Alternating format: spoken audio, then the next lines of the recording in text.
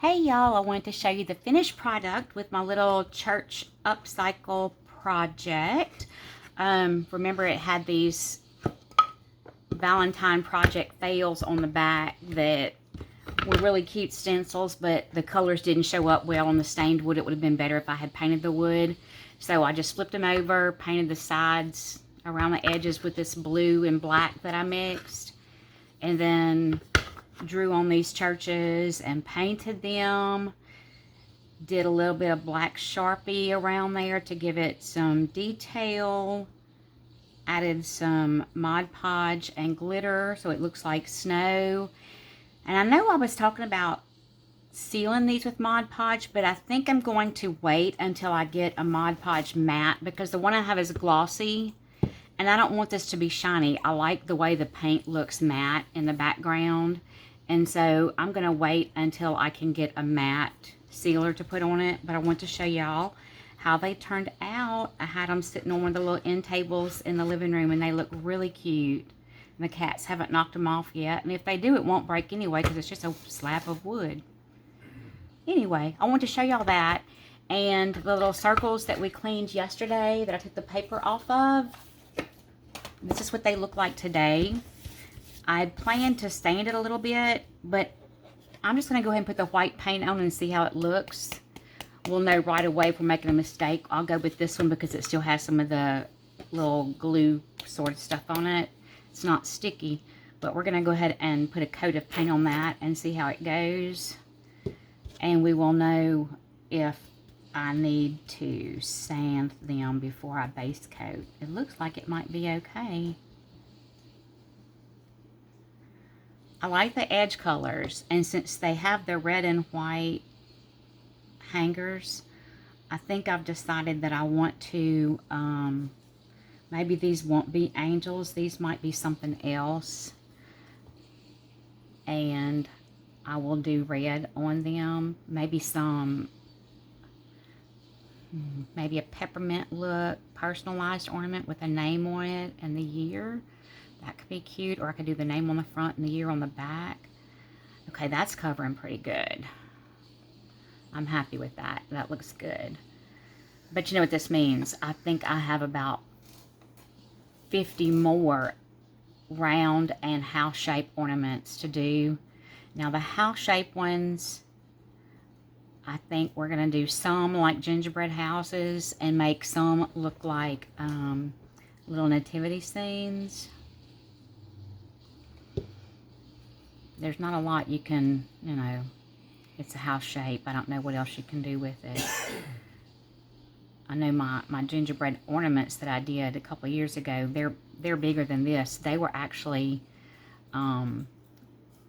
wood arrow signs, wooden arrow signs from Dollar Tree.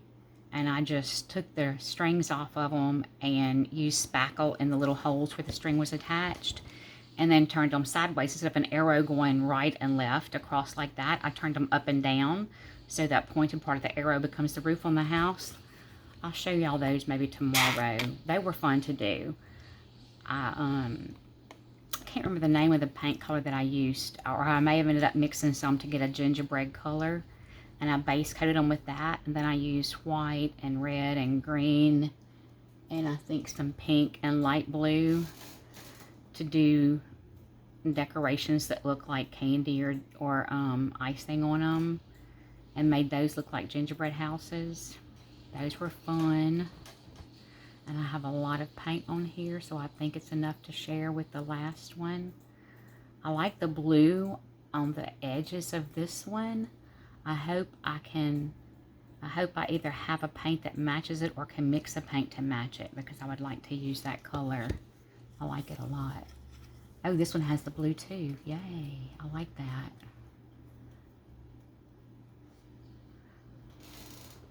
But I'm just smacking on. Again, this is that same apple barrel acrylic craft paint from Walmart.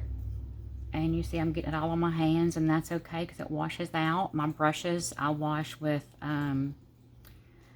first I rinse them with cold water and dish detergent, because I'm afraid hot water will make that paint harden in there. So I do them with cold water, wash several times, rinse really, really good, and let them lay flat to dry. If you stand them up, the water goes down in the ferrule, I think. That it's spelled that way. I don't know if it's a ferrule or a ferrule. I don't know. But the water will run down in there and loosen from the wooden handle, and that's no good. So I lay them flat to dry. That way they kind of get their shape or keep their shape, whatever.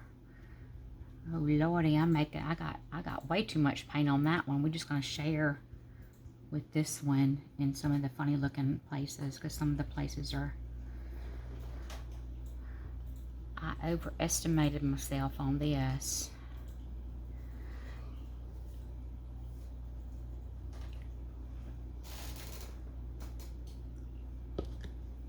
I guess I could go ahead and paint the backs of some of the other ornaments that still have their fronts and then take the fronts off of them later.